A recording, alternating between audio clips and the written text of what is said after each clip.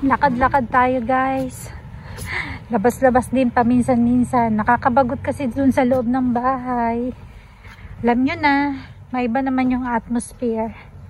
Pero dito lang tayo sa malapit maglakad-lakad. Daming mga namamasyal. Baba tayo sa may tulay. Sa malapit lang kasi pag pumunta tayo ng malayong lugar, marami tayong makikita. Baka, alam nyo na, maraming temptation. Baka makagastos tayo. Hindi sa nagkukuripot tayo guys. Hindi sa nagkukuripot tayo. Syempre minsan, 'di ba? Pag marami kang nakita na nagustuhan ng mata mo, mapapabili ka kahit hindi mo naman kailangan. Minsan may ganun tayo no? Yung gusto lang ng mata. Pero hindi mo naman talaga magagamit at hindi mo naman talaga kailangan sa pang-araw-araw. Kaya ang tendency, maiipon lang na maiipon yung gamit mo. Pero hindi mo naman napapakinabangan lahat halos. Kaya sayang lang. Kaya dito na lang tayo sa malapit. Ayan, ito yung ilalim ng tulay guys. Ayan Ayan. Ang ganda rin dito. Pag sakura guys, yung mga puno na yan, sakura yan cherry blossom. Pag sakura maganda rito guys. Exercise na rin. Kasi wala akong pasok ngayon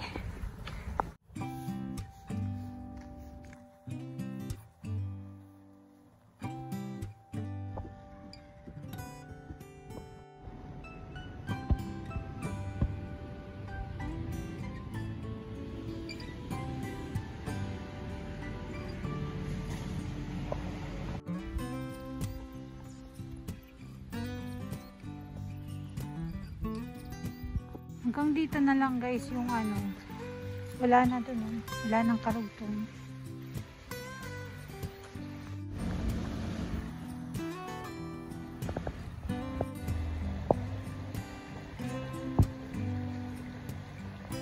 Meron din palang dito guys yung parang bench sa taas ng sapa. Diyan tayo kanina galing sa baba. Ayan, dyan tayo naglakad. Dito yung taas. Pwede kang mag-upo-upo. Tapos, bili ka ng maiinom. Ayun, meron dun Bili yan ng maiinom. Ayan. Bendo machine. Ayan, pwede ka dito mag-upo-upo.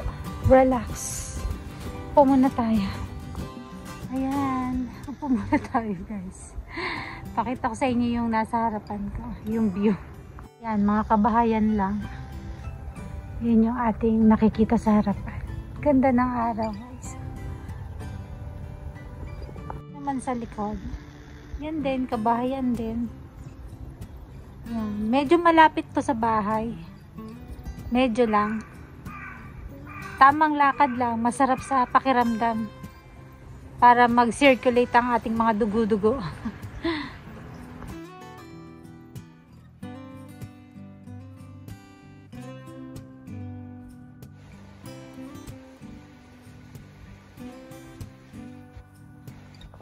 Yan guys, nagutom si Inday, kalalakad, kaya bibili tayo ng merienda. Yan kita nyo ba yung M na yan? Bili tayo sa McDo. Marami din tayo nandito guys, ayan, tulad nito, sushi, may McDo, merong KFC din banda doon. Sa hilera na to guys, maraming kainan. Tapos may steakhouse. Kaya pag naglakad-lakad ka rito, masarap, malilibang yung mata mo, hindi mo mararamdaman yung pagod.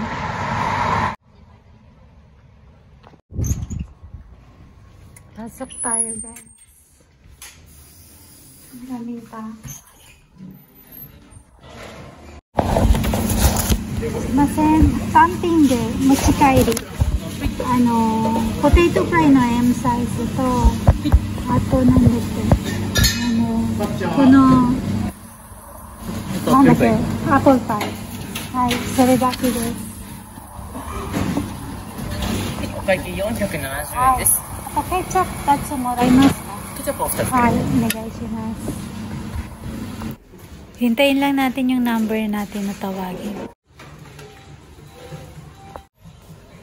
Etong machine na to guys, pwede ka rin umorder dito kahit hindi sa counter gamit yung cellphone mo by QR code. Hiring sila guys, oh. Ayan, pag may nakalagay dyan, ibig sabihin yan, Arubaito, Parto. Hiring sila, naghanap sila ng staff. 1,200 yen yung per hour. Nag-take out na lang ako guys kasi mas masarap siyang kainin sa bahay. Okay pa naman siya, hindi naman siya masyadong lalamig kasi may bag ako, nilagay ko siya sa bag. Ayan, ayan naman KFC dyan. Sa KFC dito guys, walang mga kanin dito or walang mga talagang chicken lang, yung main lang nila. Ganon din sa McDonald's, yung main lang din nila. Tapos yung menu nila ganon lang, kasimple. Tapos, yun lang. Ito yung steakhouse. Ayan. Nakakain na rin kami ni hapon dyan guys. Kung i-rate ko siya, kasi hindi man ako mahilig sa steak. Dahil mahal. Hindi ako masyadong mahilig sa mamahaling pagkain guys. Kasi feeling ko nauumay ako dahil sa sobrang sarap. Pero ito, hindi naman ganun ka, ayan sakto lang, parang ganun, sakto lang.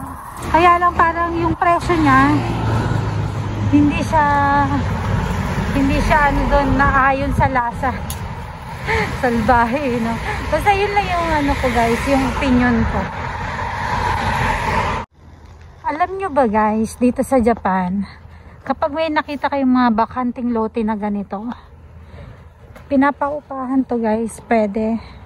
Tapos yung iba yung magtatanim. Syempre every month ata, hindi ko alam yung sistema, basta sabi lang ni hapon, pwede kung gusto mo magtanim, pwede kang mangupahan ng lote tapos taniman mo.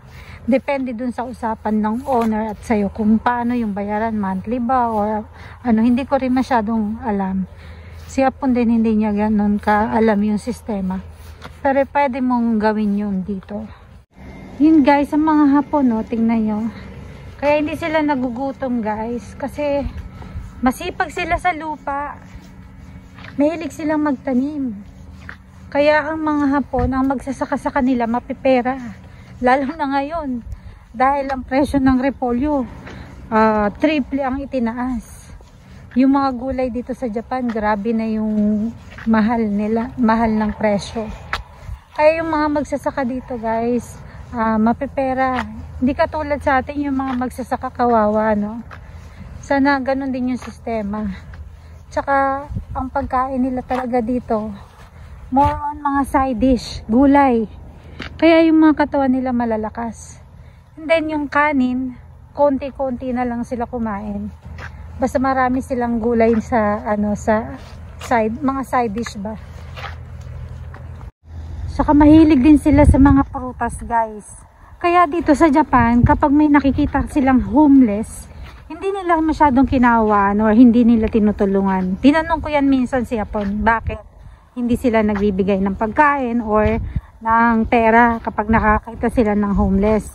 Ang sagot kasi ni hapon, sa dami ng trabaho dito sa Japan, choice nila yan, sabi ni hapon. Kasi pwede naman silang maghanap ng trabaho dahil marami naman talagang trabahong nakalaan. Ngayon, kaso nga lang daw yung ibang hapon, ayaw magbayad ng renta, ayaw magbayad ng mga tax sa government, yung mga kailangan nilang bayaran.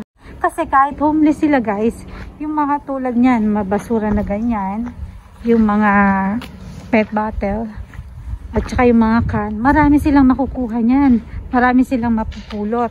Ngayon, ibebenta nila yan. Pag binenta nila yan guys, magkakapera sila, makakakain sila, makakaligo sila, tsaka maraming damit na pwede nilang kuhanin ng libre dahil ang dami nagtatapon ng mga damit dito guys sa Japan. Kaya yung iba tamad lang daw talaga magtrabaho, kaya nagiging homeless. At saka guys, meron dito sa Japan na mga volunteer na nagpapakain sa mga homeless. Yung mga matitinong homeless guys, choice nila yan na maging homeless kasi ayaw nilang Marami silang kontra sa buhay. Ayaw nila magbayad ng mga ganito, ganyan. Magrenta kasi kahit hindi nga nila gawin yun, makakakain naman sila. And then, kaya ko nasabing yung matitinong homeless. Kasi merong mga homeless guys na merong mga sakit sa pag-iisip, yung mga mental disability. Yung mga ganong klaseng tao, yun ang hindi ko na alam. Siguro hindi nila choice maging homeless. Kaya lang, syempre alam na dito sa Japan kapag wala ka ng magulang, or tumanda ka na, kanya-kanya na kayo ng buhay kasi diba? Lalo na pag nawala na yung mga magulang mo. Yung mga kapatid mo, hindi mo maaasahan na tulungan ka. Parang gano'n ang style nila dito. Yun lang. May package time dumating guys. Ayan, pinamorder ko kay hapon. Ito yung package na dumating guys. Pina-order ko to kay hapon. Tingnan natin. Dumating na. Nakita ko lang din to guys sa sa Facebook. Sa vlog ng isang dito sa Japan. Ayan. Tara! Ito yan guys. Dito sponsor.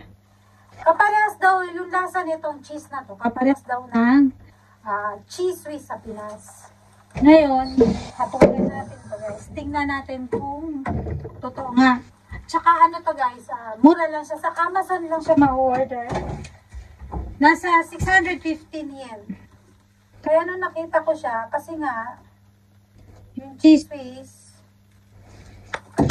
mahal-mahal. Joke. Yan, tikman natin guys. Ayan, magano lang ako ng konti. Ayan siya, oh. Tikman natin. Legit!